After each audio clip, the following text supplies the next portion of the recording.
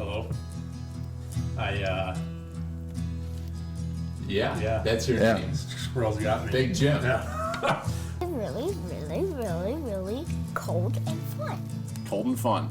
Cold and fun. That's good that you think that of it, because that's what deer hunting typically is cold and fun. Yesterday morning, I'm glassing up on the pass, and I see these deer moving, and I'm like, ooh, there's deer moving. All of a sudden, I just see this person just head down, just hauling ass, wearing shorts and a t-shirt with a pack on. And I'm like, is that Tard?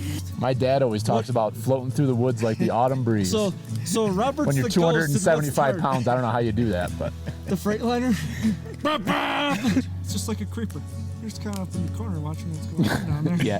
You know? He's like, he's up there slapping it, pissing all over everything. is it warm yet? How did you know the name of the actor? I know. Why did you say his name? Hervé Villechaize.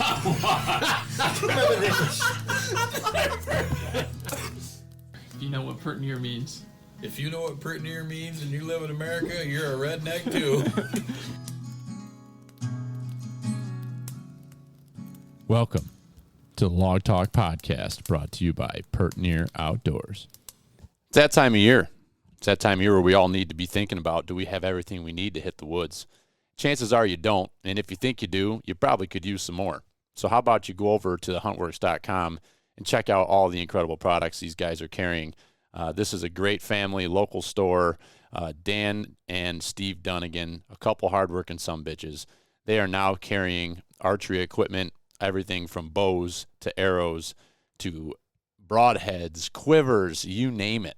So on top of all the great tree stands and box blinds that they're carrying, they're now a full-on archery dealer, and really recommend that you check these guys out for your next big purchase. Head over to thehuntworks.com to see what they've got for sale, or if you're local in the Rochester area, head on over to their store in East Rochester on Dispatch Drive and check them out. They are on social media, The Huntworks, and also online, like I said. And if you purchase anything online, you can use promo code FEEDIN'Em to get 5% off. And that's FEED, FEEDIN, INUM, 5% off. Feed 'em.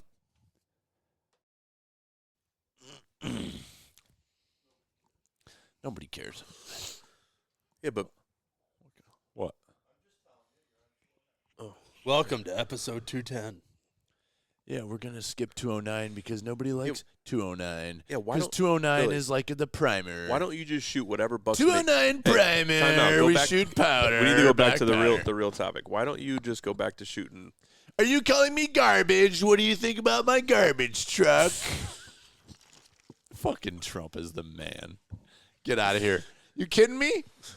You kidding me? Did you see great. that? It's going to be great. What do you think of my garbage truck? It's beautiful. They called us garbage. We're just picking up the garbage. Why do you have your shirt off? This is making me uncomfortable. I got to check for ticks. I'm doing the podcast naked. Oh, God. I feel like we're on an episode of the the deer. I got nipples, Greg. Can you milk me? I feel like we're on. You've been listening to the Deer Hunter podcast. Have you been listening to it? No. They been doing Road to the Rut, and they get all fired up, and Joe Alera's like, I'm taking my shirt off. I'm so fired up. I'm taking my shirt off. Dad's fired up. Yeah. Fired up. And he's washing his bald head. Yep. With his fucking fucked up thumb, and Jesus. He's having a rough year. It's been a rough couple weeks. Yeah. He's due tomorrow. Need somebody to run that pump for you, Willie? Slip Willie? Oh. Yeah. Poor guy's brand new truck smashed. Dude, it's been a rough. Cut his thumb off. Yeah. First world problems, really. I need the story on why the side-by-side's missing a headlight. Yeah, let's hear that one. You don't know about that? I don't know about that. You seriously don't know about that? No, I got here and I'm like, why is he missing a freaking headlight? So a couple weekends ago, you don't know about that? I don't. You don't share shit with me. Tell me the rodeo. This was Norwood Rodeo. Yeah, so a couple weekends ago, Trigger, Saturday morning. This is maybe, what is it? October, like 19th, 20th? Yeah. Yep. No. Yeah. We go out, Dallas, Trigger, and I line up in a row. Norwood, 6-year-old. You know, he's He's where he's very gonna be. regular. He's got a huge wrench. Big wrench on him. And he comes marching through at 8 a.m. Hasn't grown in 4 years. Nope. He's the same size he was when he was 2.5, but we really love him. Yeah, but he grew and he grew a fucking rope. Dude, he's got a fucking he's rope. breeding. He's probably breeding right now. Yeah.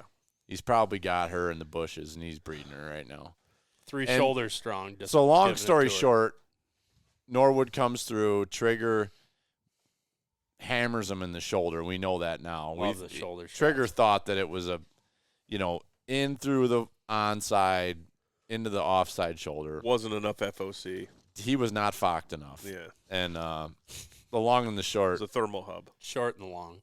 Fast forward to about 12 hours later, we got done tracking with the dog. We jumped him. He was fine. Case of bush light shy.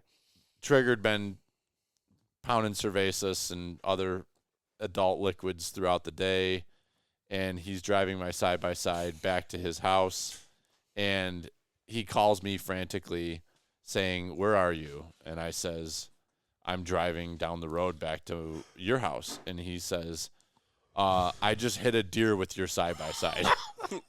And I'm like, "What do you mean you hit a deer with my side-by-side?" He's like, "Yeah, it's in the road. It's got 4 broken legs, and it's trying to walk away." And I'm like, "Is it Norwood?" I'm like, "Can you get its loins?" But anyway, so the poor deer ended up dying right on the side of the road. Jesus Christ. Right in front of him. It was a tragic day for Trigger. Jesus Christ. Are they going to fix your side-by-side for you? He bought the parts, right, but nice. he didn't have time to fix it. All so right. he It's amazing that he killed the deer, and the only thing you're missing is the headlight. it's wild. It bent it broke the grill. So but it just cracked the grill. Right. So he put the new grill in for me. He knew I wanted it for the weekend. He needs like at least 3 to 6 months to fix things when something gets broken. Yeah. You don't want to rush somebody No. who's No. good at the work they do. Yeah. We can fix it tomorrow. Yeah, tomorrow. We'll get into it tomorrow. And so there we are. That's why I have one headlight. That's fucking awesome. Trigger. Dude, it's amazing. I mean, Dad hit that deer last week with his truck, and his truck looks like it went through WW. And my side-by-side, like, it just hammered that deer, and it didn't even phase it. Yeah. It's incredible. Lost the headlight. That's all. Yeah. That had to be. It was a something- hit and run. That had to be something hitting a deer with a side by side. Yeah, it was a hit and run. Trigger hit it, and he's like, "I gotta keep going. He was guilty. We're not calling this one into insurance. No. I don't know if it's the lighting, but I thought that was Josh Bomar standing over there. Yeah. You know, this guy, old Willie's, he's doing a flex. He's flexing in the mirror. Yeah. I shouldn't have put those 4 pieces of wood on that fire. That thing is cooking right now. We need the fan to reverse. Yeah, reverse it. Oh, do I got the damper open too? Watch your thumb. Easy, watch your thumb. Well, we're up here. This is Dad tells us this is episode 209. We're not sure whether to believe him or not. Yeah, it's 210. It could be 210. We're up here at Harvey Deer Camp. We got PA Jim, the one and only PA Jim, who just comes into New York State and deer just run at him and say, "Please, sir, just kill me now." Suicidal deer. Big Jim to my right, who we have your beautiful European mount up on the wall, looking us in the eyeballs at this moment. Every time I look up at it, I just smile. Big Willie is walking around. He's got his shirt on now, and he's checking to make sure that his crock pot meal is finally cooking for us to eat tomorrow. for Sunday evening. Because all we've eaten tonight is cheese and crackers and a whole bunch of cookies, bourbon. It'll smell good in the morning. Yeah, yeah. We'll have some hot snakes coming out for sure in the morning. Not much. Every time I look up at that deer, I think the G2 gets longer. Yeah, It's growing. Yeah, G2 on him.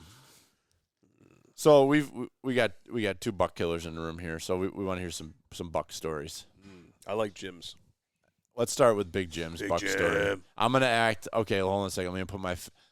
Never heard the story. I'm gonna act totally surprised. too. I don't even want to know if I tell it again. All right. Just give it to us. So this is great because you're staring at him. Yeah. What'd you name him? Does he have a name? We named him Mike because he is very similar to a deer that Mike shot down there in the same spot. Okay. Years ago. I don't even know how long ago it is. He sent me the picture, and Got to be 10, 12 years ago. I mean, that's babyface Mike. So that was one of the first times I ever hunted over there with them. it was a hot minute ago. Yeah. But definitely the same frame. So this year is probably, it's funny because it's the least amount that I've been able to get out. Because you're reliving real life now. Real life now. 2 children. Yeah. You gotta lap it up like a dog. So, Were you just packing a fat horseshoe over there, Willie, or what are you doing? Oh, are you even going to come on the podcast? thumbs up. my God! What? This is ridiculous. He just put half a can in his front lip. I think he's worried we're going to fucking rip on him I the think whole so. time. What a pussy. Yeah, do you go top shelf or you go bottom bunk? You go bottom bunk. He does upper Top shelf where Mama keeps the cookies. Yeah, that's right. You got to feed an upper decker. All right. Yeah. All right. I'm sorry. So, I don't know. We've been running a lot of cameras over there, and I was trying to.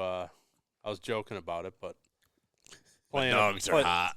playing a page out of Billy's playbook, where you try to be actually strategic Where you about put it. a bait pile down. Yeah.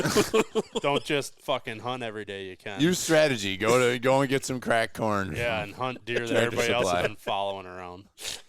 So I'm like, I'm gonna lay low this season. Hopefully, play the cameras and get lucky. But so this is a spot on the farm that we weren't really super focused on at this point, and we got a big one up across the street. How That about you put that microphone right in your mouth? can you hear me now? Yeah. So I was kind of trying to stay off the one side of the road so my buddy could chase what he was chasing over there. And What's he chasing over there? just B10, just a big B10. boy. Yeah. So What the kids today call a gagger. Gagger. Yeah. So I picked up his right side last year while we were shed hunting, and he's a big boy. So I was trying not to get in his way, and I was hoping I could find something down on the other side of the street. And we got, I think I had this deer on camera over the summer, but he was laying off. You got something to say, Bill? No, go ahead. All right. So he was kind of like, I had a big bachelor group down there and a few good bucks, but this deer was always like way in the background in the bean field. You'd just see tall tines sitting there. And we weren't really getting him on camera much, but as the bachelor group split, he kind of took territory to that spot and started getting him on camera a little more regularly. I hunted probably the second or third day way out in the flats and saw a nice buck, the crab claw 10, and he came in, but it got too light by the time he went by me, and I wasn't sure if I wanted to shoot him or not, but Now you say it was too light, so you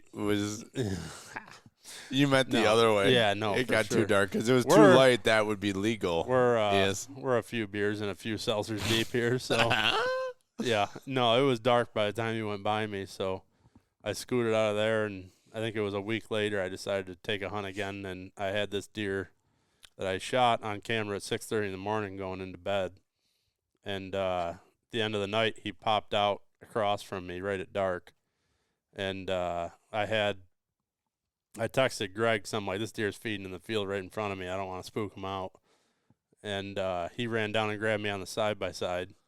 There was a bunch of deer in the field at that point, and he busted them out, and I hopped in, and we drove off. And by the time I was home, we already had deer back on the food, or it's not a food plot, it's farm, but Yeah. we had They deer. were back in the field. They were right back in the field by the time I got home, so that was good to see. And didn't really see, I think I had a few more pictures of him, but I got pretty sick, and there was kind of some really nice weather there to hunt, and I was bummed, but I was just out of it for probably a week and a half. And then we had this cold front coming up there last Thursday, and I was like, this is my day. I want to get back in the tree. So I think it was 6:30 in the morning. I had him on camera, and he was heading into that cove. And I was like, man, this is absolutely. I don't know if it was him or not, You but had a north wind that day. it was a northwest wind. Stands on the south side of the cove, and I'm pretty sure it was him on camera that I had that morning going into the cove at 6:30, 7 o'clock. And I was like, oh, this is money. So I go down there. I get in at like 4 o'clock. Didn't spook any deer out. Jesus Christ, Bill, you're killing me over here. Why don't you tell a story, Dan Zaylor? Jesus Christ. I'm telling it. I've You're already fucking- I've already cut half the story You're out. knob gagging your fucking cup over there. It's distracting. It is. All right, sorry. So sitting there, big expectation, cold front, not seeing shit. I had 3 does, or a doe and 2 little ones come out further south of me. Little spike horn was over there screwing with them. And the does fed across out in front of me a couple 100 yards. And I lost them. I couldn't see them. And all of a sudden, they popped. It was probably 6:20, and literally absolutely nothing was going on. And I saw a doe and 2 little ones come popping through the tall grass and the oak tree out in the middle of the field in front of me, and found it weird that they were kind of trotting. And behind him was that crab claw 10 from the first night I went out. And he came running in, chasing that doe, and bumped her across in front of me, and he was grunting and ran her right underneath my tree, and the 2 little ones stayed in the field. And he took her back through the brush and was just smashing and crashing back around through there. And it kind of came to an end. I didn't really hear anything anymore. And I heard something coming from the north, and I look up, and it's the same exact spot that he came out of the night that I saw him, probably a week and a half prior or whatever it was. So if you're sitting in that stand looking straight north, yeah, and because you got that field in front of you, yeah, with the big oak over here, yeah. So he came out of that corner? He came out of the straight edge on the north side of that cove. There's that, like, 60-yard or 100-yard stretch. Yeah. Where it goes into the brush, and then it cuts around the corner, and the field continues. I heard crashing and smashing. I look over, and I thought it was the crab claw 10 coming back out, and he hit the field and picked his head up, and I was like, holy shit, that's the tall one. And he came cutting across between me and the oak tree, so he was 45, 50 yards. And then he came towards me, and he was stopped at 30, and he was looking for the chaos that was going on back in the brush. And he heard, I heard at the same time when he was perked up, I heard a couple more smashes and crashes behind me. And he perked up and started coming, and he hit 20 and turned broadside. And you could tell he was kind of on a mission to find out what was going on. So I drew back, and I think he was moving a little bit to my right, and I had the pin behind the shoulder, and I shot, and it freaking spined him. So I knocked another arrow quick, and he was flopping around and dragging himself, and he comes back across at like 14 yards right in front of me, and waited till he kind of pushed up on his front legs and got him right behind the shoulder in the rib cage, and he dragged himself off to the left a little bit and did his final kicks, and I already had another arrow knocked in case I needed to shoot again. And I looked back to where I originally shot him, and there was a coyote standing there watching him, trying to figure out what was going on. And there was still the 2 little ones in the field, and the coyote came. He did not know what was going on. That deer was laying on the ground, flopping and, finishing off, and that coyote was already there, standing there watching him, and I was like, holy shit. So, I had one good arrow left, and I'm like, well, if I got to shoot this deer again, I don't want to waste it on a coyote. So I swapped arrows again, and that coyote was like 20, 25 yards, and I waited for him to stand there for a second because he was kind of running up towards the deer and then running back, and I drew back, and he was standing there still, and I put the pin on him. Right when I went to shoot, he freaking darted again.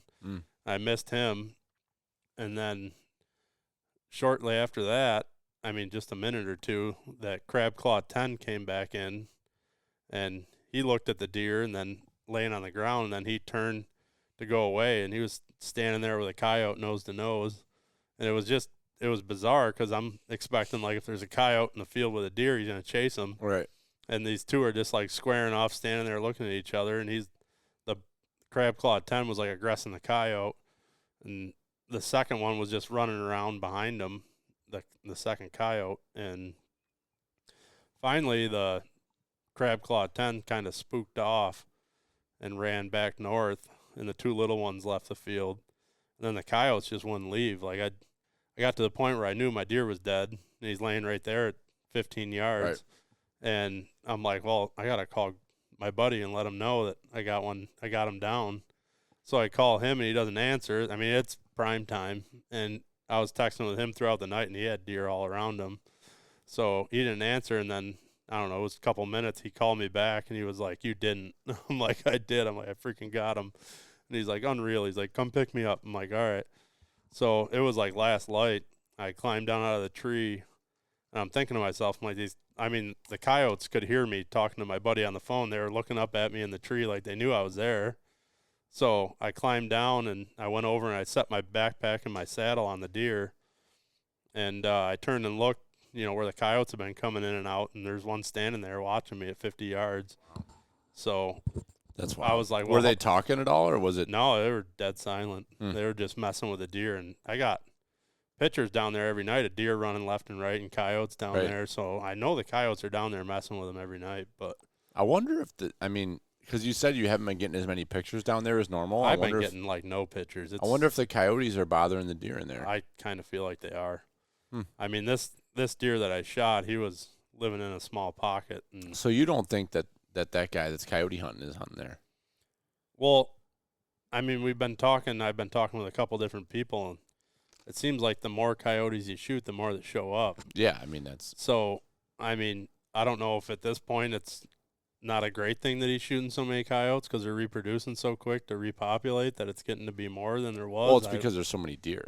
They wouldn't be as many coyotes if there wasn't so many deer. But that first night I went out into the middle of the flats because I was like, I can see every field on every side of this hedgerow that runs through the flats, and I'm going to see deer. Like, there's standing corn, there's still beans, like there's plenty of feed for them around. And I kicked a buck out on the way in, and I saw one buck when I was in the tree stand, and I can see, 800,000 yards around me, and I'm not seeing deer. So I don't know. And that spot that I shot this buck, I mean, normally you go sitting there and you see 15, 20 deer, and I mean, I'm seeing one little one that seems like it's living there, and a couple does, and that crab claw 10's hanging in there. This one that I shot's hanging in there. Yeah, but not really much action down there at all. It's odd. But so I left my saddle and my pack on the deer, hoping that my scent would keep the coyotes away. And I ran up and grabbed my buddy, and Dad came over, and we went down there, and we're standing there taking pictures and stuff, and the coyotes are freaking hooting and hollering all around us, and it was just bizarre. But it was a fun night. We had a few sodas to celebrate, and Dad brought a bottle of Jack Daniels and toasted to the deer gods. And it was a good night. But it went 0 to 60 real quick. It was that's the theme. Absolutely nothing to 110 miles an hour. I'm happy for you. It's a great buck. Yeah. And that's deer you wanted, and you went and got him. Happy for you. That tree's been good to us the last 2 years. Sure has. It was funny because I kind of sent you there last year on a whim of, we're trying to kill this deer in the big woods, if you could. Right, just get away from us. Yeah, get away from us. And I told you, I said there's a big 10 and there's a little 10 down there. And I wasn't listening to whatever you said. I just went out there and hunted. And Wango Tango. Yeah, that was that spot's cool. It's unique, and both of us shot our best 2 Yeah. archery bucks out of that same tree. Yeah, it's pretty wild. It is wild. But that was a fun night, and it was fun to play a little bit of cat and mouse with them with the cameras, and it kind of dawned on me that I got 2 cameras down there, and one's on the crabapple scrape that seems to be a community scrape over the last several years that I've been hunting there. That I've been hunting different spots, and you always see deer coming in and out of that crabapple scrape. And last year when you were hunting there, my camera was in the woods behind that, like in the corner. And you were like, dude, every deer is hitting. Went to that crabapple tree. Yeah, every single deer is going to this crabapple tree, and I'm like, I've seen that in the past hunting around that area. So, you grab the camera and put it on that scrape, and I mean that's if I would have shot that. If I would have had a good hit on that 8-point last year, I mean, that would have been my biggest deer for sure. I mean, he was super wide and just. Have you had any more pictures of him since? I think that's the one that's got all the junk on his bases. Right. Oh, okay. The one that we had at the scrape there where I was hunting last weekend. Yeah. Okay. Yeah. So that deer is the only deer in that area that's got beams like that. And he after I hit him and wounded him, he went across the street. And I got pictures of him back there after the holiday hunt. He really seemed like he was hanging in there. So he showed up in the summer, and we got pictures of him. And I don't think at the time I put it together, but once he shut his velvet and I got him on a scrape on video and he turns his head, it's like the same main frame. Yeah. So, but once you move that camera to that crabapple scrape, like after the night that we got your buck, I mean, right, there was deer. There was deer right in there hitting that scrape, but it was probably the weekend after. I think I had that buck Thursday, Friday, hit that scrape at 9, or maybe no, it was Friday, Saturday. He hit that scrape at 9 in the morning. I forget what it was, but it was the same time both days. And I hunted there in the evening on Saturday. And I was like, I got to try the morning there because he's done it twice in a row. And sure as shit, Sunday morning, he was right there at the same time. Yeah. So, crazy. But I'm not getting the activity there this year. Last year we had tons of activity there, and this year it's very slow, but it was fun to get this guy on camera, and it seemed like he set up shop. And yeah, I hunted that Thursday that I saw him come out, and Greg picked me up on a side-by-side. I saw him that night, and then 2 days later on Saturday, Greg ran down there with my side-by-side and put batteries in my camera. And while he was down there, he was going to pull away from the camera, and he looked into the brush, on the north side of that cove, and he was like, dude, that deer was laying right there. He was like, the whole time that we were changing the batteries on the camera and left the side-by-side running. And really? Yeah. He goes, I went to pull away, and he was like, that deer was laying there watching us. He was like 20, 30 yards into the woods there, that little buffer before the brush. Yeah. He was like, that deer was laying right in there watching us change the batteries. And he goes, I'd never shut the side-by-side off. I drove away. He never moved. And that night that he came out that I shot him, he was same spot. Yep. So what's funny is the two cameras, the one's in the cove on the crabapple, and the other one's up around the corner by the corner of the pond, kind of a pinch point. And where I saw him come out the first night and the night that I shot him, if he came out there and went to the oak tree, I'm not getting any pictures. He's splitting the difference between the cameras. And I'm almost willing to bet that he did that every single night. And the cameras weren't getting them. So yeah, that would make sense. It was pretty cool to connect the dots and go in there and smack them and only hunt 3 times. So it's good. That's 33% success rate. That's pretty good, Big Jim. It was fun. A lot of inches shot out of that tree. A lot of inches. Like 100 or 299 inches. Yeah. Yeah. Couple of fucking hammers. All right, so Jim. So Jim. Yes, sir. It's your turn. We go from one Jim to the next. He's Big Jim. You're PA Jim. Not to be confused at home to those listening. So tell us about your experience. So today is November 1st. We're very close to November 2nd right now. Is it that late? We got it 45 minutes. We're okay. good. All right. So you're coming up here yesterday, Halloween. Give us the business. Halloween, yeah. Halloween's been good to me over the years. I'm coming to find out. Looking back, I've shot quite a few bucks on Halloween. But this will be my 4th year hunting New York State, and I haven't killed a buck yet. So I didn't have a whole lot. That one time you didn't get that one? Yeah. I did at the wonderful little Iowa farm. I did hit a good one time. Right out of my tree stand. Yeah, right out of Jimbo's tree stand. Never found it. Allegedly. He's still alive. He's still breeding them. But yeah, so I haven't been able to capitalize in New York State just yet. So I didn't set my standards real high. I just kind of wanted to, any good buck that's at the ears or better, I was going to shoot because I need to just break that curse. Is that right?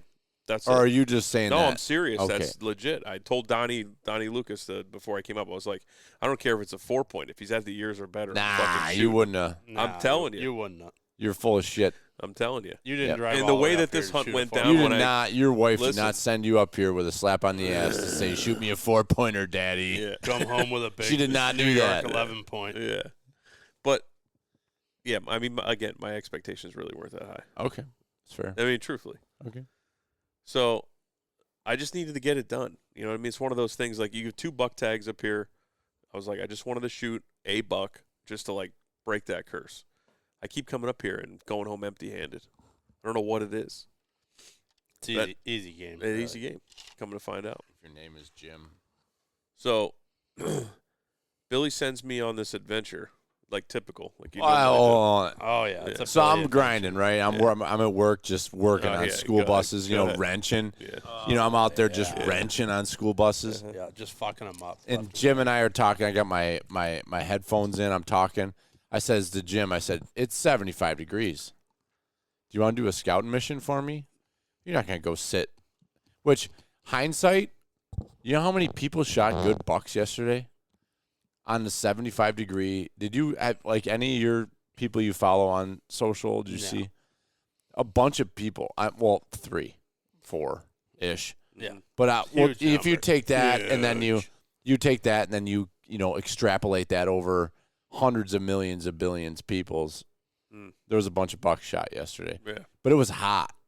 It was hot. It was 75 degrees out yesterday. Yeah. And there were bucks moving. It was crazy because you never would have thought that there would be. Daylight moving. So I says to Jim, I said, I've been thinking about this spot for opening day of gun season. Go shoot my buck. I'm looking to put a camera in there. Do you have any cameras? And Jim says, I don't have cameras, but I can get you one. So he went to Wally World and got himself a camera. So he went on a little mission. And I was like, yeah, I guess I'll just take my bow for a walk. It doesn't hurt to take a weapon with you. You never know if you... You came here first, right? I came to camp first, unloaded my shit, said hello to Big Willie. Did he have his shirt? Hey, why are you not even joining he us? He had his shirt on at that time. Are you hitting the hay? Is he going to bed? What's the deal? You're up. You might as well hop in. Big Willie, you're going to bed? I'm on. What the? No. You slept in till like 8 Dude, o'clock this morning. You're gonna put your headset on because I want to hear your side of Jim's story. All right. You were a part of this. You got to at least tell the story. What does your he's shirt disappointed. say? Your He's shirt disappointed. Are you disappointed? Oh, Weedville. All right, I'll get into the man retires and he gets into Weedville. I'm telling and then he All starts. right, let me get into my weed. story and get this part over with. My story's not going to be as exciting. The back end of the story is more exciting than the front end, I think. I love the back end. Yeah, the back end's always more exciting. Yeah, definitely. Yeah. More going on back there. Yeah. All right, so anyway, I went and got a camera at Wally World, right? Billy sent me a couple of waypoints and goes, this is vaguely where I want to put the camera. And then looking on the map, I'm like, it looks like a good area. It's a good thermal hub. Very thermal. Thermal hub. Must be thermal. But no, the topography looked very good. Little creek bottom. A lot of egg runs in there. Yeah.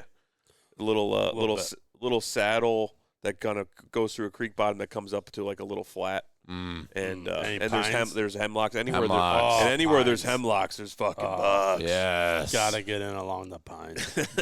So thermals. So to be honest, it was 3 miles, almost on the dot to where I had to go. Was it? Yes. Short trip. According to the tracker on Onyx. Okay. So however accurate that is, I don't know. Yeah, and you have a hard time walking in a straight line because you got one leg shorter than the other. To be fair, when I didn't just beeline it for the waypoint. I kind of was. Oh, you were hunting. I was and I was scouting. I was kind of like, really? I was weaving through there and zig and zag. You were doing the Donald Trump weave, is what you were doing. I was trying to look at because if I ever wanted to hunt that piece again, I wanted to, kind of like just figure the place out. Big, wide sweep. And to be honest, I didn't really see a whole lot of sign up until I got to the creek bottom.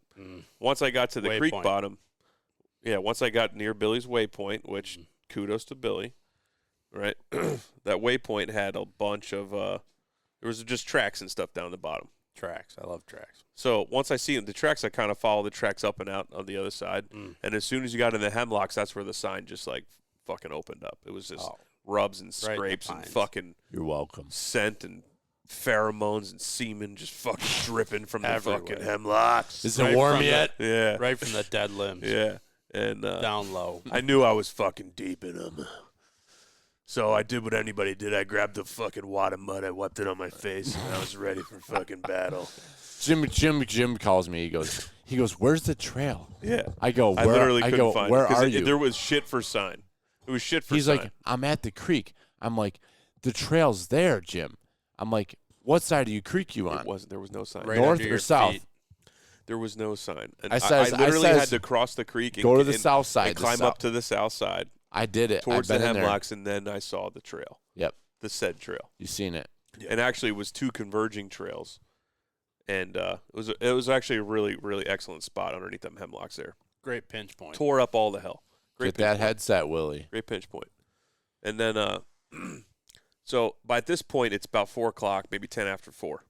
And I'm like, and based off how steep that area is and how thick the hemlocks are, and it's a south-facing slope, it's going to get dark fast. Thermals.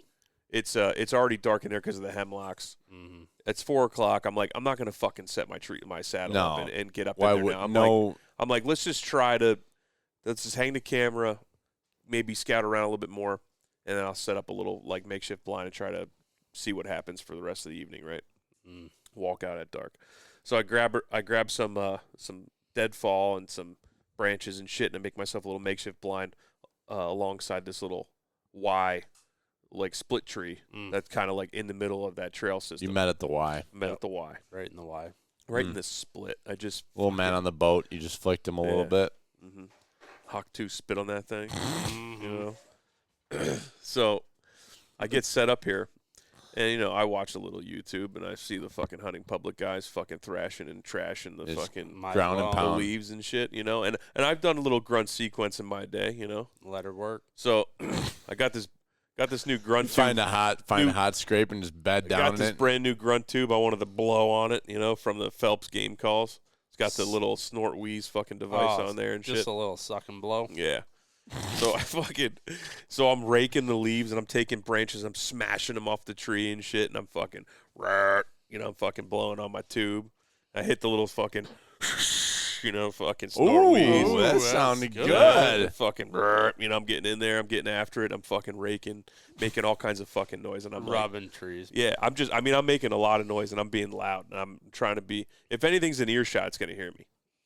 So. It's 75 degrees out. I know, but you're deep in them. I'm deep in the sign. I'm just setting the scene. When you're deep in the sign, what do? You fucking try to find it, right? So, do you need help with that? With your big thumb there? Slip Willie, you need a poor hand? Willie.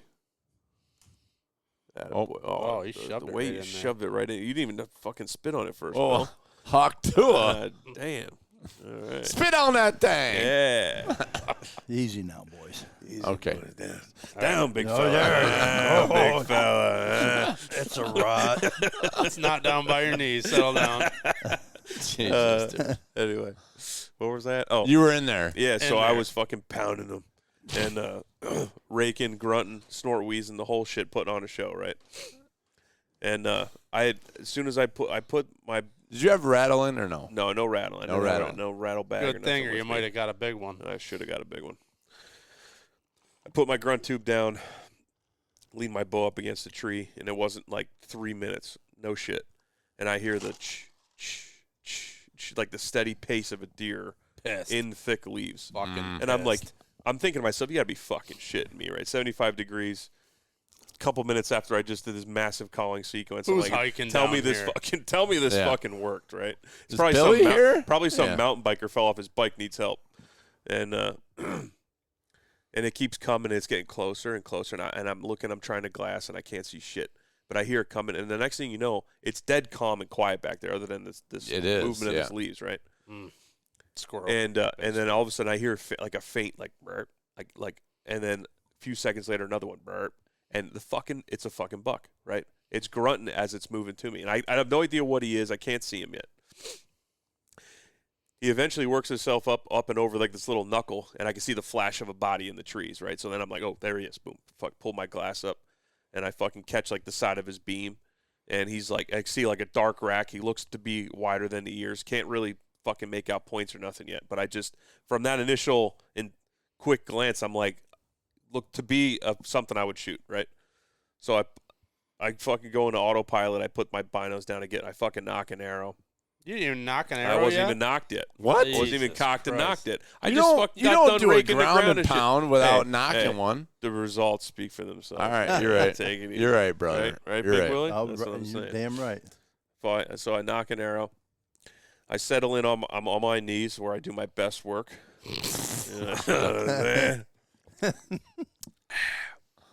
And so I'm rocked up on my knees. I kind of have my ass. I'm in between the split tree, and I put like my left ass cheek against the. Yeah. I lean up as buried another right in there. stabilizer, You like back behind her- me, right? Backed right up to it. Yeah. And he's coming, and he's grunting, and he's got his head down, and he does that thing where they put their head down, but he kind of tilts his head backwards. Oh, You know what I he's mean? And just- kind of like nose to the air Just type shit, like looking he's gonna. at you. And when he did that, then he's getting close. He's at like maybe 50 yards at this point, and I could see the silhouette. When he puts his head back, he's kind of have that nice bow in his frame, where I'm I kind of seen like, it. and I'm I like, seen that. oh, You're like, shooter. oh, it's a I thought he was a monster. fucking monster, right? Monster. And I was like, oh my god, he's on. So right then and there, I was like, fucking done deal. And I see the trail he's on. He's working steady. So Right into the I bench. never even got a chance to range anything. I seen like this other hemlock tree that was on the trail that he's at, and I'm like, that looks to be about 20 yards. So if he gets to that tree, I know that that's 20 yards, and that's what I'm going to shoot for. No shit does he get behind. As soon as his head gets behind that tree, that's when I fucking draw back. And he only takes but 3 steps outside that tree, and he's dead facing straight at me at this point, and he fucking stops dead, like in his tracks. And he fucking does that thing where he's like fucking doing the fucking head look and shit. Gotcha. And he fucking picked me out, guaranteed. Like, he didn't smell me. The wind was it was a thermal hub. Okay. Thermal hub. Fucking Dropping. wind was Dropping. dropping right below him. It wasn't blowing at him at You all. were on It a was creek. fucking beautiful. Yeah. Right. It in the couldn't have been any pinch. nicer Right in the wind pinch direction. point. And I'm holding full draw, and I'm fucking shaking because I'm thinking this fucking thing's a mine. You know what I mean? In my peripheral, I'm like, I can see his frame and shit. I'm a big fucking buck. My pin's doing the fucking old dance right on his chest, you know? And I'm like, fucking settle down, you know? Fucking settle down. I'm fucking pulling harder into the back wall. And I'm shooting a bow that has like limb stop, so it's like real harsh back wall. So I'm pulling as hard as I can into that I fucker. hate that back wall. Yeah, pulling as hard as I can in that fucker, and I get that thing settled in. And I had the quick thought that like he is slightly up to my right, so I wanted to hold kind of on like the left shoulder just as an angle, because you always think about where the arrow's going to exit, right? Or you try to. You should. You should. Oughta. Yeah. So I tried just move the bow in like one motion, or move the pin in one motion to that left side of his shoulder, and I fucking touched it off. Ow! Yeah, just like that. And I hear that beautiful fucking pop of a balloon, like you always want to hear, of the chest cavity just fucking imploding on itself. Yep. And the fucking deer does a big leap 180, hops, does a couple bounds, and then stops and has his tail tucked and his face and his nose downhill.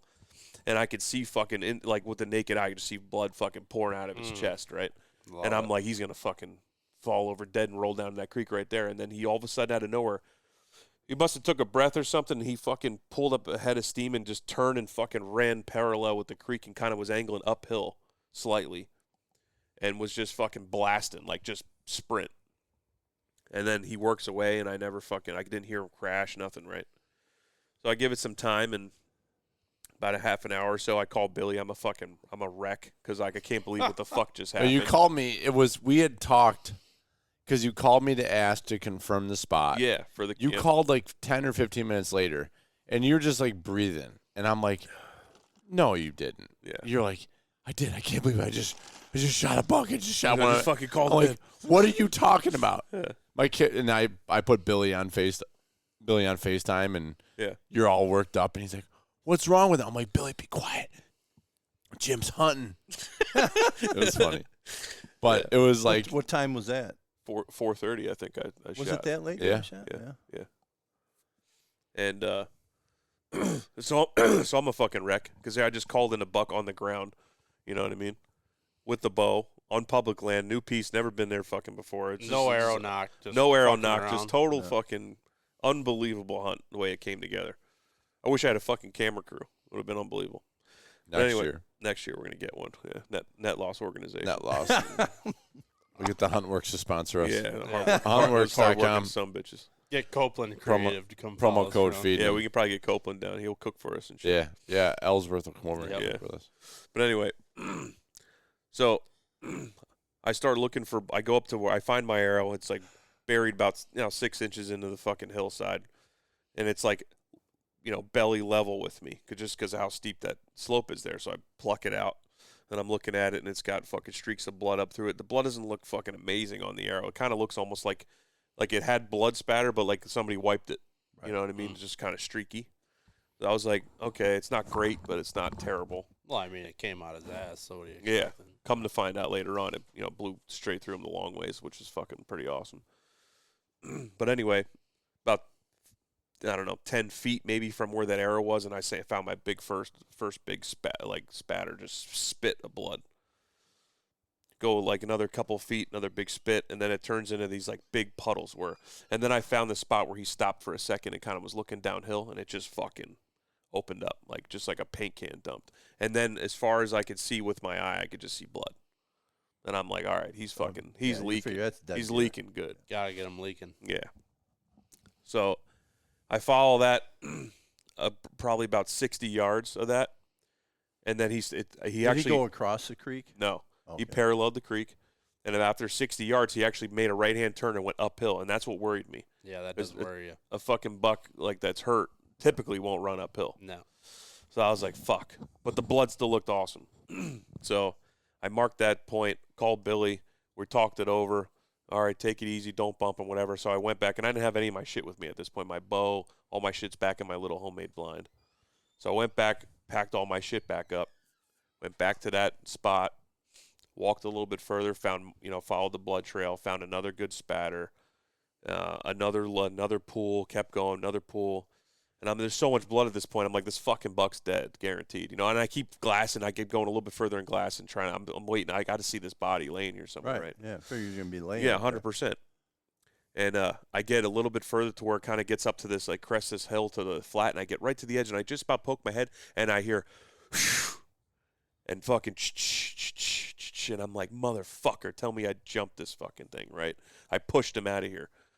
So then I call Billy. I'm fucking pissed off because I know better than that to take my time, but the blood looks so good. It was like, you would have thought 100%. Yeah, that you thing's and I piled talked. up. I figured he was laying piled and up. I was sending pictures to everybody about the blood, and everybody was on the same page, right? So Billy kind of calms me down. He's like, that could have been another deer. There's deer everywhere. Could have been another buck here in the commotion, thinking that might have been what happened. So just fucking take it easy. It might not have been your fucking buck, whatever. Just chill, bro. At this point, I'm like, fuck, whatever. And then I realized I didn't have my fucking lucky grunt tube, the one I just bought and called this fucking deer in with. So I'm like, fuck, I'm going back for that fucking thing, right? So I turned around, hiked all the way back to where I first shot, found my grunt tube, packed that thing back away, turned back around, went back to where I fucking jumped him. And then, and Billy's like, it was a good idea. He's like, get a little further ahead, see if you could find where he was bedded. If that was him and you bumped him, you're going to find his bed, right? Sure as shit, like 30 yards from that, found his bed. Right, up so in you were close the thick when you shit. popped Yeah, in I was there. real close to him. Yeah, but he was just up on top of the hill. I just had crested. He must have either saw me or heard me, right there, and jumped up. But when he went, it was so thick in there, I didn't see him or nothing. I just heard him. So I found his bed, took a picture of the big puddle in his bed, and called him back, and that's when Billy was just like, take your time, and we're just talking through, and it's fucking awesome to have somebody at least help and talk you through it, even though you've been through this a million times, right? You've been doing this since you've been a little kid. You just need to talk to somebody. to talk to somebody about it just to fucking keep your head honest, on straight. Sometimes you get too amped up down in there. Phone a friend when you. That's it. That's all you got to do. So, so I found his bed. So I just sat there, took my shit off. I waited another half an hour at his bed, right? And then as I'm sitting there, I'm listening, and all of a sudden I could hear shh, shh, shh, like that's like a swipe, like that constant swipe. Everybody knows that swipe. That's that dead fucking, like that dead kick. The old you leg could hear that. You could hear that thing just a constant sweep, and I'm like, that fucking thing's dying over Sweep that the next leg, Johnny. That thing's over that next bench. That thing's dying down there, guaranteed. You know that I know that sound, and sure as shit, that's what happened. So after I heard that swiping stop, I gathered my stuff back up and I walked back down there. There was another 40 yards down over the next bench, lay there dead upside down, belly up. So from the bed, he only went about 40 yards over just the next bench, just popped over the other side, and he fucking went right back down. And I mean, he was bled so much, and come to find out, I passed through his entire body cavity, like from chest to almost to his asshole. I mean, I fucking tore everything out of him. Gotta catch something. Yeah. That's just funny. The way you say that is just funny. Yeah, almost tore everything right out of him. Yeah.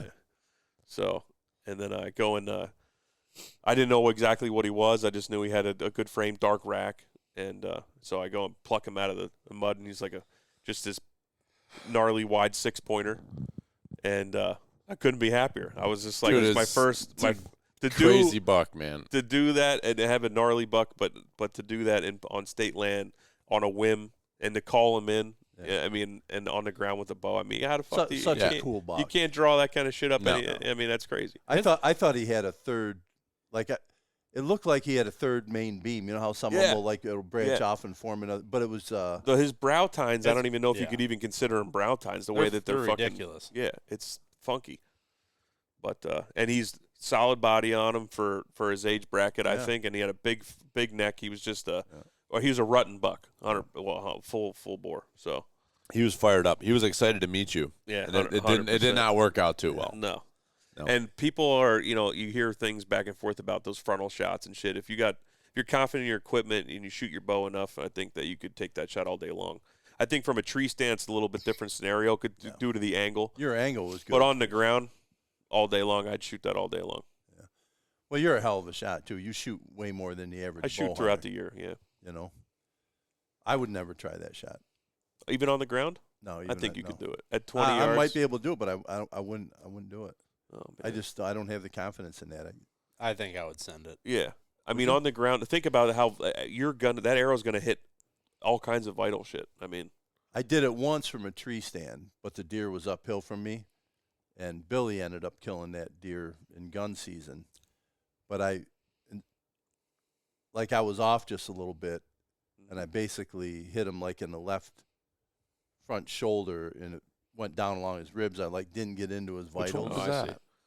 I shot him up on top of yeah. You ended up that was my first. That was my first buck. You scoped yourself on that one. Yeah, too. Yeah. I guess you do have to. So I just had a bad experience. Be confident in your shooting, and also, like I said, I also was cognizant of knowing kind of the exit angle and trying to play that. Well, I probably I shoot more now than I did. I'm a better archer today than I was when I took that shot, but I got to. And based on where he is left or right of you, you don't hold center mass. Right. Kind of hold off one way or another. Yeah. I mean, you knew what you were doing. You're very, very proficient with a bow. I mean, I dare say maybe a professional. Wow. All right. Well, I appreciate that. But it's precision, precision archery. Yeah, it's precision, really. precision archery. I mean, it's in the name. Yeah. But no, it was but then we had a real problem. It was quite an adventure. It was an adventure to get in there, to just even make that happen, and then to have it happen and find the deer. And then the adventure. And then the work really started. Out. And the work really started. Yep. I got the deer. I took some pictures, as many as I could, and tried to soak in the moment. Right at the last light before it got dark, and then got the deer cleaned up with my headlamp on, and then was just dropping pins and getting a hold of everybody, trying to figure out what we could do here. And it would, like I said, it was a 3-mile plus hike out, all uphill the other way back to my truck. You weren't going out that way. Not unless we were cutting them up. Yeah. And so Billy had the idea of maybe getting a hold of the landowner down below that with the private land that butts up against the public there. And he ended up doing that, and the guy was gracious enough to old Ralph, he was gracious enough to. It could not have worked out better. To let us. Yeah, that'd have been an all-nighter. Come through his property. Out of there. And then the neighbor over here, Corey, right? Yep, He let us borrow the side-by-side because Big Willie almost hacked his thumb off, so he can't ride the regular wheeler. And he came to the rescue. But I mean, I drugged that fucker. I didn't even calculate it. You and I talked, and you're like, I'm done. That thing had to be every bit of 400 or 500 yards. Yeah, downhill from. Can you? Okay, so what you just did with that? Could you imagine these guys in the Adirondacks in the Northeast that live for that drag, that will drag for like 1.5 miles, 2 miles? Can you imagine? No, we pack. We cut. Yeah, I don't get it. I'm not a dragger. Well, I only did this because this was downhill, right? And it made sense. Well, it was downhill, but that was rough downhill. It was super rough downhill. These and guys, honestly, 100 yards into it, nuts. I'm like, I'm gonna cut this fucker up. I'm telling you right now. Right now, if I fall one more time, I'm fucking cutting this thing up, or I'm leaving it here, and I'll come back tomorrow. But yeah, it's like you're dealing with that battle in that situation of the fact that it's hot out. Yeah, like you can't just leave it and come back. Like you can't hang it and come back because it's too hot. Yeah, so it was all or nothing. Yeah, I reached a point where I even said to you guys in the text message, I was like, Big Willie was like, you got to get to this point. Yeah, I dropped a pin and I sent it to you. I said, meet me here. You got. I was maybe 150 yards from there, and I had already gassed out everything I could possibly give it. And I was like, you come find me or leave me for dead. Either way, I'm happy. Tell my wife I love her. Yeah, I almost got to you. Yeah, you almost did. So what ended up happening there? So I see the headlights coming, and it was like the most glorious thing ever. I just fucking collapsed to the ground. I almost fucking praise Jesus. Yeah, I was like, oh my God, it was the best looking sight I've ever seen. Do you have beer? Yeah. So Corey told me he's the one that for Future Forest Consulting, he takes care of has a lot of clients down there. Hardworking, and he knew this guy. He is a hardworking son of a bitch. And talk about gracious, big calves on him. He fucking climbs hills all day. He was under the weather. He goes, I'd go help you. I don't feel good and I don't want to make you sick. Plus, I feel like crap. He goes, I'll tell you what. He goes, don't bother loading a four-wheeler. Come get mine. He goes, I'll give you the whatever Polaris model he had there.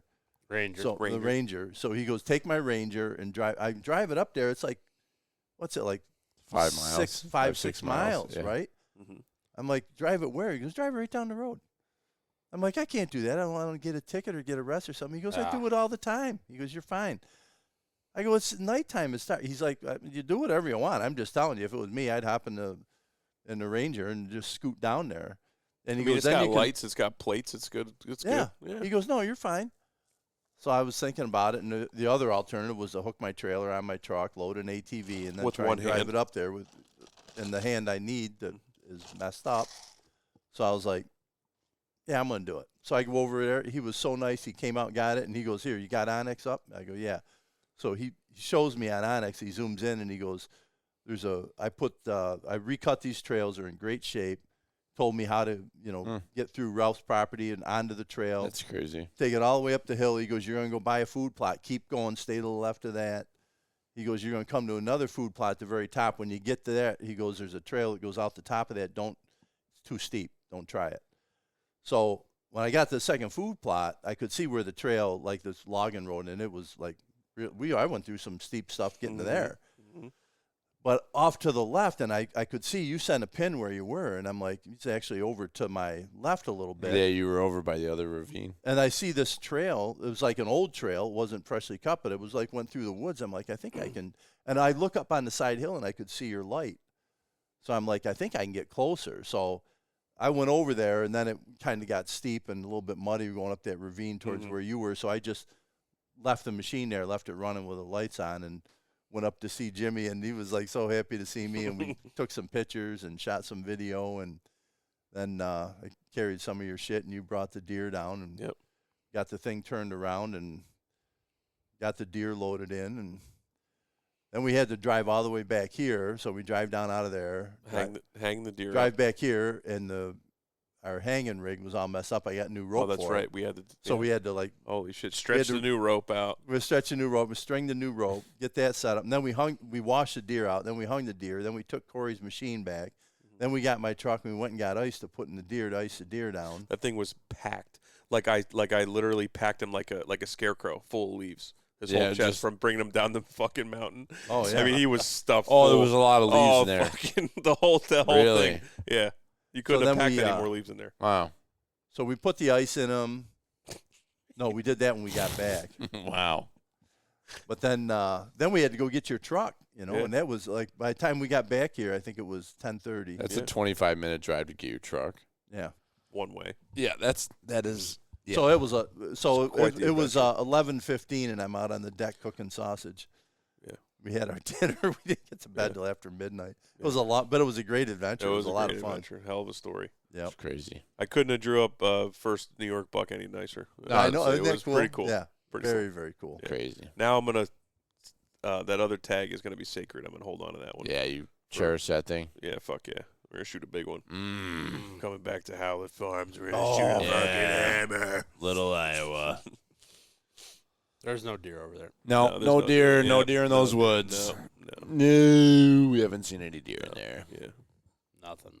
And then this week, Big Willie almost cut his thumb off. Yeah. So that's the other excitement Willie's we have having to a share with hell of a week. everybody. Never in my life, other than when I had surgery and I was unconscious for when I received stitches. But I've never had stitches in my life. All the cuts and everything. So this is the second time.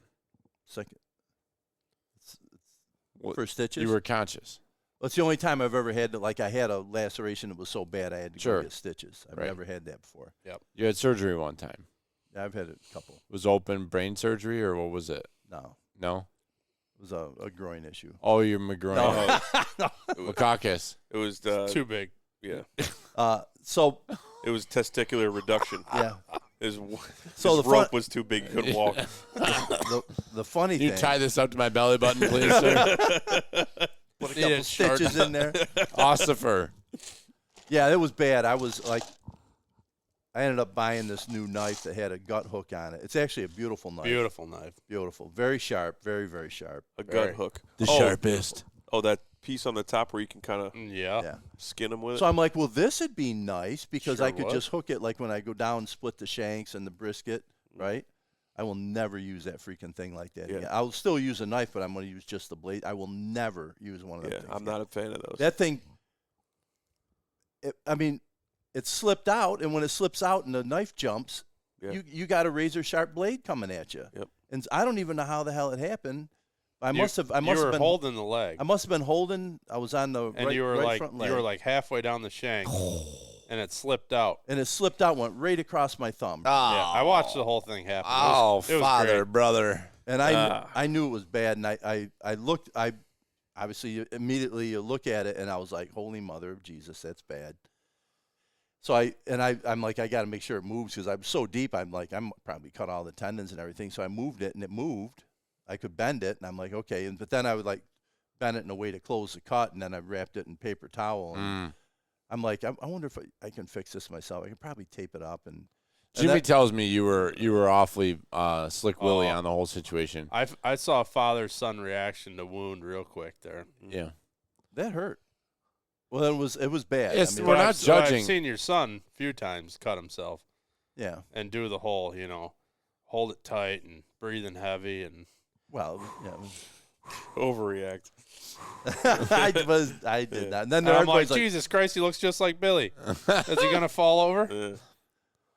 Everybody's like some doozies. You got to go to emergency. I'm like, And Jimmy wanted to mount that buck, so I don't even know why you were even cutting him. Yeah. That I way. was just coming over to be like, what the fuck are you doing? I wanted to mount that thing. I would still split the shank, but so anyways, I had to, get your mother and get washed up and go to the hospital, and they took great care of me.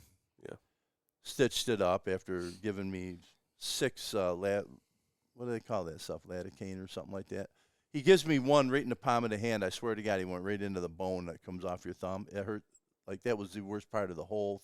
That hurt so freaking bad. So then he comes around to this side, gives me a shot over here on this side of the hand. And he's like, all right, put your hand back. He had this tub of solution. I had my hand in there. He's like, put your hand in there, and I'll be back in 20 minutes. That'll be numbed up. So he comes back. He's got the needle, and he's like, tell me if you can feel this, And it's like, ow, yep. He's like, oh, well. I gotta give you some more shots. I'm gonna have to go right into the wound, and I'm like, oh, this ought to be nice. So I get 6 shots in the wound. It was an experience, but then it went like it was good and numb, and he did a great job. Sewed it up. Well, I mean, I handed you the clean paper towel, and you were holding it, and you're like, it's bad. And I'm like, yeah, I saw you do it. It looked bad. And then I'm like, let me see it. And you're like, it's bad. I'm like, I know it's bad. Let me see it. And you like opened your thumb up, and it didn't bleed for a second. And you just look right. And I'm like, pretty sure I'm looking at tendons. I'm like, this ain't good.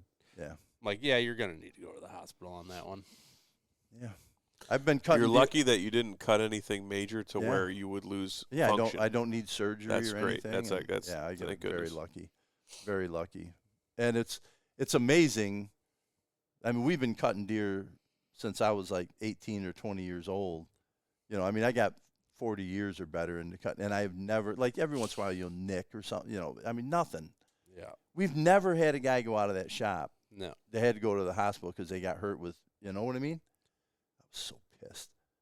And I'll tell you what, I had a new hatchet and a new knife, and I used a hatchet to, like, split the pelvis and break down the hindquarters. That stuff is already put away. We're not using it anymore. I'm not a fan of those gut hooks at all.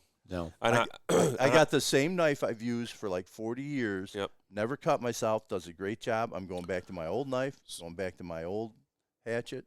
So I've had an experience, you know, when you're reaching up in the body cavity. Yeah. And you're kind of feeling around. You're grabbing the esophagus, and you're in there. You got to cut the windpipe. And you're in there cutting the windpipe, right?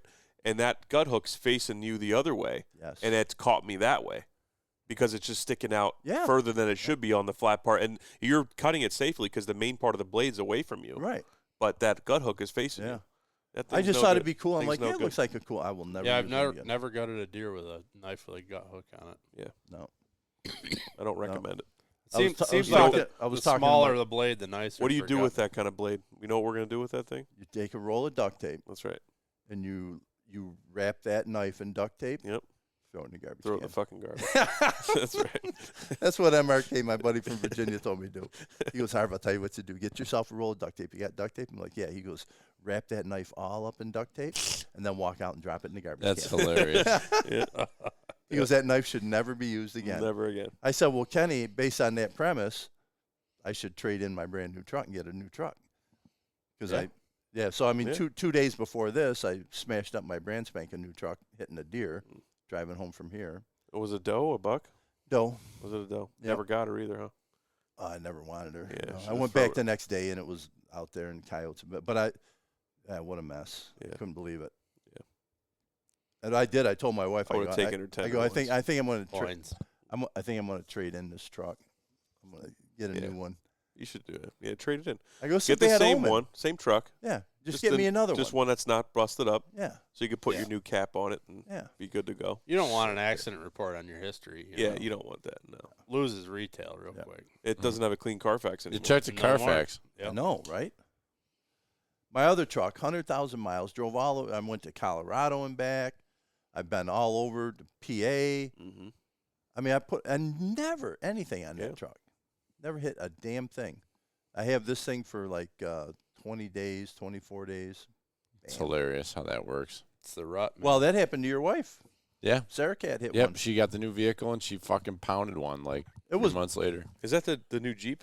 Yeah. Is that the one that makes all the noise in the cab? Yeah, it was fucking terrible purchase. You get used to it. She's got issues. I can tell you. I can tell you She's broken. Terrible issues. I can tell you what the noise in the cab is. Yeah, it's her. No, it's the the kids? noise amplification module under the driver's seat. Yes, it is. It drones back through the cab. Yes, it does. I figured that out on my truck. Is that right? You got the same thing? Yeah. On your Dodge? Yeah. When I was driving home from the mountains one day, it sounded like I blew my exhaust. And the truck was only... That's what Sarah's does. The truck was only 10, 15,000 miles on it. So what do you do? What is the point of it? What does it do? It's supposed to, like, dampen any exterior noise, yeah. There's little mics all over the headliner. Yes. And it's like noise those canceling. Go back to a noise. There's a... I don't know. It's supposed to dampen the noise and quiet the cabin. Yeah, it's supposed to quiet the cabin. And there's a programming issue, and then there's also... I didn't know you had that problem with your truck. Yeah, the dealership.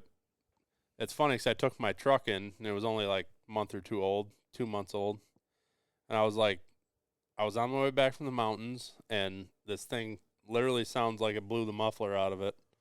And I was looking around online, and I found somebody talking about the noise amplification module underneath the driver's seat, and it said unplug it, run it. It also said like unplug a certain wire out of it. I did that. I did all that stuff, and it went away. And I took it into the dealership, and the guy was like, "Holy shit!"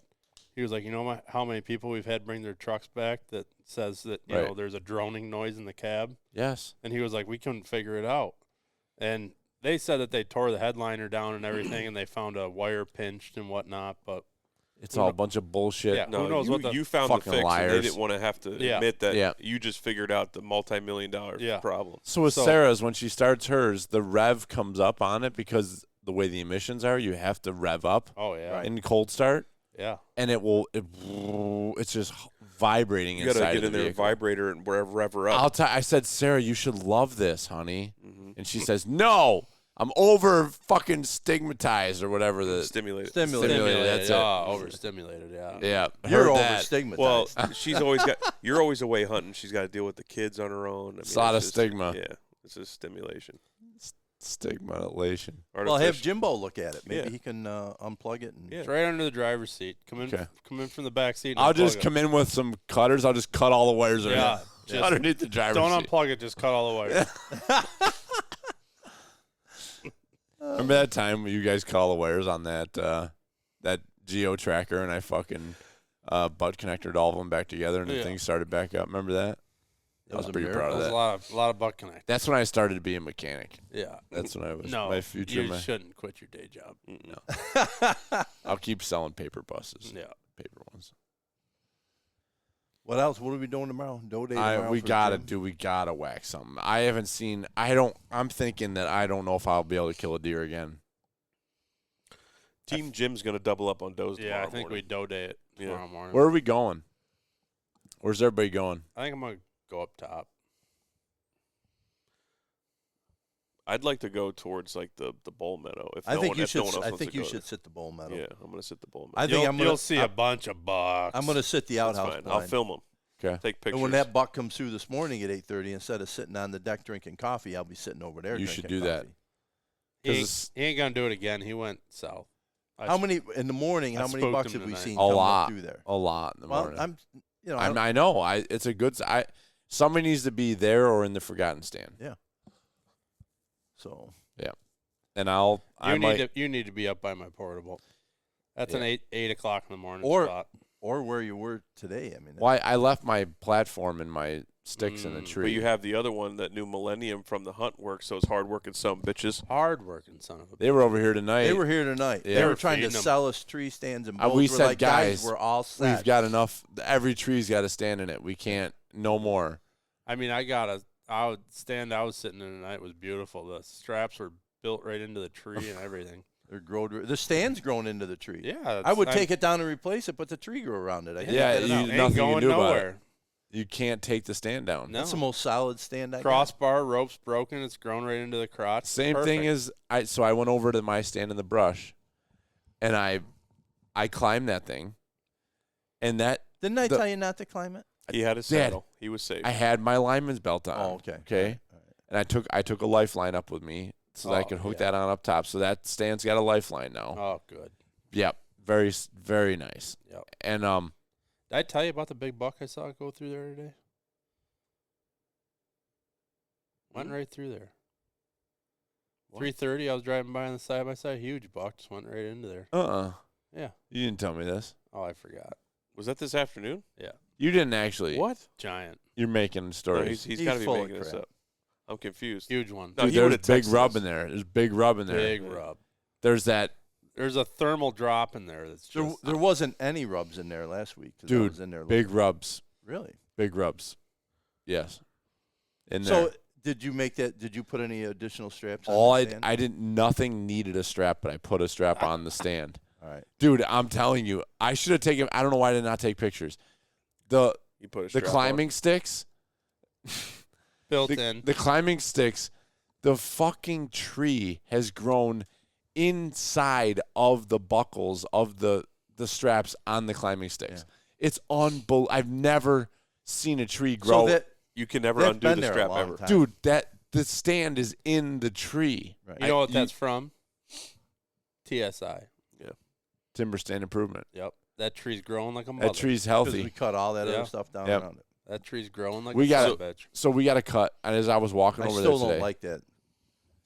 Just be Bro. careful. That's old. Built in. Those straps will never come out of that tree ever. I'm telling you, You can't even cut them that out. that thing is in. When the feet to your sticks grow into the tree, you got nothing to worry about. No, you might as well just do jumping jacks on some Mhm. bitches. Put your lifeline on and just do Macarena. So then, listen to this. We need to cut below the lower logging road. So you know where the knob is below my brush stand? That whole knob there has been cut and it's thick. It's got some undergrowth. It's good. Why? How come we've never cut? Like between there and And where the that other pond. clear cut or in the pond, just because of the terrain, trying to get down in there and get Should the we don't need to get own a it. yarder? We don't own it. No, we own that. We need to get a yarder in there. You think we should clear off those knobs? and Holy thicken them? shnikes! I think we if should- you could, You if should it's fucking so slob wide on that open knob. down there, if you could Might shoot a connect, slob on that knob one time. That's Cal said the same thing. He said if we you should could cut- connect because they cross the end of the north end of the pond. Yeah, north. They end. cross there, but it's wide open hardwoods. It's the thermal hub. Yeah. It's thermal, but it's wide open. They're And not there's comfortable. pines in there. If you dropped, Pines. dude, it's all just big ass. Pines. There's some good timber There's in some there, nice timber, straight some timber. oak, yeah. Just cut the shit at the base and get it the fuck out of there. You know what we need to do? Look at this property this time of year and just cut all the Just open cut areas. it right now. I'm gonna go down to my truck. I got my chainsaw in there. Tomorrow, if I don't see a deer by 9:15, I am fucking cutting every tree down on that knob. Yeah, have at it. It's gonna be a thermal hub. Deal? There's some areas on this property that have thickened up unbelievably. And then there's areas But- that are so But open. then around it is entirely open. Like it's amazing with how much cutting has Well, been it's hard. done here. It's hard to. I mean, it's. What do you it's do a with lot all of that land. wood? I feel like we could do somebody could come in here and do another logging. We probably could. There's some pretty significant. We're actually waiting for timber prices. We'll Waiting for the recession to end. Yeah, exactly as Mark would say. Or start. We're not even sure where we are. No. Then A you week could- from now, you we'll could know take whether the- we're you know what? American You're- or not. You're only feeling this way because Okay. we're at full leaf off right now. That's what I'm saying. You got to When look do at, we hunt? you We gotta- hunt during fucking leaf off. You got to Well, we've look been at hunting leaf here in off and look October. at your open areas Yeah. and cut those. Yeah. You could take all your profits from the timber cut and go down to the hunt works, spend some money on a Box new millennium, new blinds, box blind, yeah. new blades. We get those hard-working some bitches. Yeah. New bank blinds for everybody. Everyone. Around the house. Everybody. Yeah, You get a blind and you that's, get a blind. that's the only way to hunt this property is with banks blinds. I think that's it. The wind swirls. It's too not much. the only way. You got to be in a blind. If I was in a blind tonight, I would have not gotten busted by if you had fucking T2. carbon filters on T2. the vents on the blind. T2 would have not B9. busted me if I was in a ground blind tonight. T2's a real B9. He wouldn't have. He wouldn't have busted. You know what I mean? No, he's I'll a B, tell you what, He's a B7, He's bro. a B7. He's a B7. He's a pain in Fucking the ass is B7. what he is. All right, we should look at wrapping this up if we're going to kill anything. I'll tell you What what, do I should. Jimmy gave me that whatever that That was fantastic janky ass cocktail. drink he was. I mean, Yeah, That's good that was shit. delicious. Yeah, you're looking about like you're ready to fade out. dude, Three bro, sheets to the I've been hammering hard all week. What's my body battery at here? Oh, My body Oh, battery. here we go. He is. Might as well call him Elon. I'm at 5, which 5 on a You're- Garmin means you're at 0. So you're- I'm fucked. You're a gay, is what Yeah. you're at. You should go plug yourself in, Elon. All right, well, I'm signing off. I'm going to go to bed. Okay. Thanks for joining us, Dad. Yeah, I thank think- you. yeah, very thanks, Thanks Dad. for the I 20, didn't think 20 you- minutes you gave us. Thanks, yeah, Dad. thank you. Yeah. Thanks, Dad. Well, yeah. Well, it's Dad. late. I'm old. All right. Well, keep feeding them, everybody. Shoot in the middle. Hopefully somebody other than Jim shoots a buck. Yeah, Gyms have been laying him down this I know. season. Jimmy Vogel, shout out to Jimmy Vogel, Yep. one of the Yep. Pert Near boys, part of our PA That's right. crew. He's from He shot a That's real right. slam. Southern Livingston County. Gyms have just been pounding him all Pounding season. And he shot a heck of a turkey. He did. He shot that turkey. Big old long beard. Huge Yep. one. Yep. So They make him big down there. congrats, Jimmy Vogel. But all right, keep feeding them. Fade him. Fade him.